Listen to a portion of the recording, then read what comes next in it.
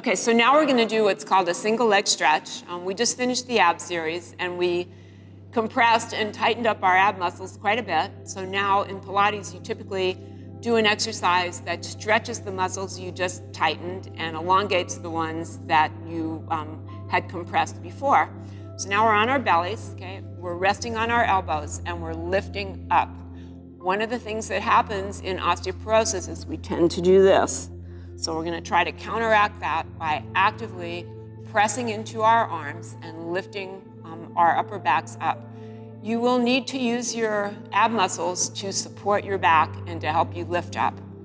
Once you're set in this position, okay, you're gonna take one leg and pull it in and release it, and then the other leg and pull it in and release it. This is called a single leg stretch. So you bring your leg in and pull and release, bring your other leg in and pull and release. When you do this, you'll feel it pulling on your core muscles and on your ribs so that you will have to fight to keep upright. And this will strengthen all those muscles for you, while also lengthening out your abdominal muscles, which you've just worked pretty hard. So 4 or 5 stretches on each side should feel pretty good after what you just did. And that's the single leg stretch. Okay, so we just did single leg kick. Now we're gonna do a different version of that called a double leg kick.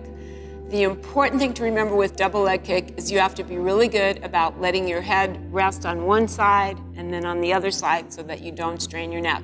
Okay, this is a really good exercise for your upper back and your lower back, all your erector spinae muscles. It'll also work your gluteal muscles as well and your core because you'll have to use everything. It's a really good exercise for many parts of your body. So the double leg kick. So you're gonna lie down and you're gonna put your arms on your back. You're holding your shoulders back, okay? Your head is facing forward, looking down at the mat, okay? You're gonna lift up your head and neck, okay, making your spine as long as possible.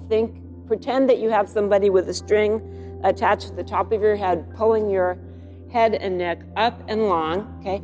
Then you're gonna put both legs together, bring them in, and do 2 kicks, and then put your head down on the mat, okay? Facing one side. The next time you come up, you're gonna let your arms release, bring both legs in, bring your arms back together, and put your head down. Inhale to prepare, exhale to release. Inhale to prepare, exhale to release. Inhale up, exhale down. Inhale up, exhale down. And you should do 4 or 5 on each side.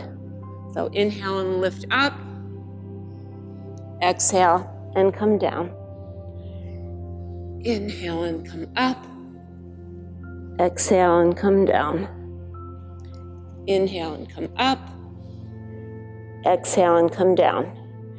If it feels better for you, you can flex your feet when you're lifting up.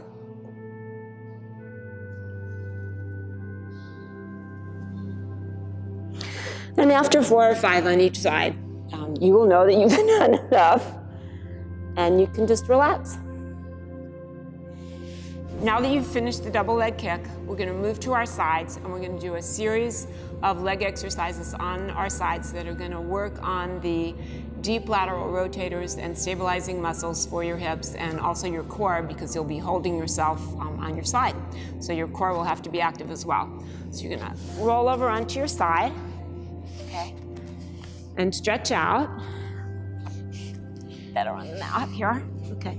And stretch out. The first exercise you're gonna do, once you line your body up with the mat, okay, you want to be not flopped forward and not flopped back. You wanna be resting on your hip, okay, and you wanna pull in your core muscles to stabilize yourself. So the first thing that you're gonna do is lift one leg up and bring it down. Just come up and down. You should be working the muscles in your side seat. And to do that, you're gonna have to really use your core or you're gonna flop around. So just lift up and down. and up and down. Again, you want to do 5, 6, 8 lifts. If you feel good after 5, that's fine. If you want to do more, do 8, that's fine. If you prefer to rest your head in your hand, you can do it that way. But I think it's actually a harder work to be completely stretched out, okay? Then you want to do circles forward. Now with this, you're trying to do small circles and you're trying to not flop around, okay? You want to keep your body very stable and you want to do 5 circles forward and 5 circles back. Certainly when you're first getting used to doing these exercises, it can be really helpful to have the ball or a ball, some kind of a ball in front of you, and you can press into it so that you don't flop around, okay? So you're pressing into the ball and reversing. So 4 to 5 circles each way. Okay, and then you want to put one leg out and lift the other leg to meet it. So down and up 4 or 5 times. And then both legs. So this will really work your obliques and your core to stabilize your body here. And you're also working all the deep muscles in your hips because they're helping you to lift your legs and to maintain stability. Okay, then you can move your legs forward and we'll stretch out a little bit. Let me move this so you can see. Okay. You're going to come forward and stretch back. Come forward and stretch back. What you don't want to do here is this, okay? Your upper body, remember you're Pinocchio, your upper body is like a block of wood, it's not moving. The only thing that's moving is your legs. So you'll get a crease here, but your upper body should stay pretty stable. It's a really good idea to do these in front of a mirror so that you can see if you're flopping around, which I can't at the moment, so I hope I'm not. Okay, let's do some bicycles. Bring your knee in and stretch forward, pull back and stretch. Come in, come forward, pull back and stretch. Again, 4 or 5 is enough. So this is 4.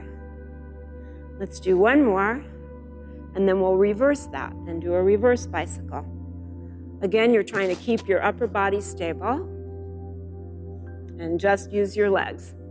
And try to think about really stretching your leg as long as it can go. And to finish, we'll just do some scissors. So you come up and scissor your legs.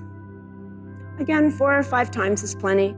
If you get really energetic about this, you can try to do it, with both hands off the floor and fall like I just did. But after a while, you get the hang of it and put your legs down. And then we'll switch and do the other side. Okay, so we're going to repeat on this side everything we did on the first side. The first thing that you want to do is line yourself up so that your body is completely aligned with the back of the mat. Pull in your core, okay, so you're not flopping forward or leaning back. Okay. And then the first exercise is just to lift your leg up. So you want to try, you should feel this right in the back of your buttock.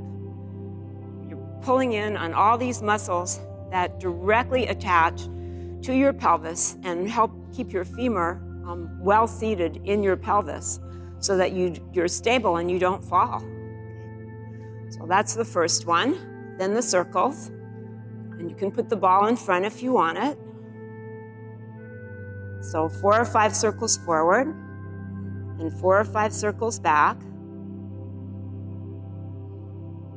And then the lifts. First, one leg up to the other. When you get there, try to hold your leg up for a minute and then lower it down so that you're really getting some good pressure on your inner thighs, okay? You'll also be using your back muscles and your core muscles and your hip muscles to stabilize yourself. And then both.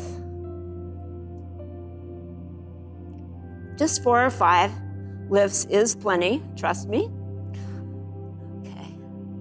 And then bring your knees forward and we'll do the stretches. Stretch forward and back, and forward and back. Again here, your objective is to be using your core muscles so that your upper body does not move, This is an exercise for your legs. So you're using your core to stabilize yourself. It really does help to balance with the ball. It makes it quite a bit easier. And then some bicycles. You come forward, really stretch back, come forward and stretch, go back. A couple more coming forward, and then we'll do some in reverse.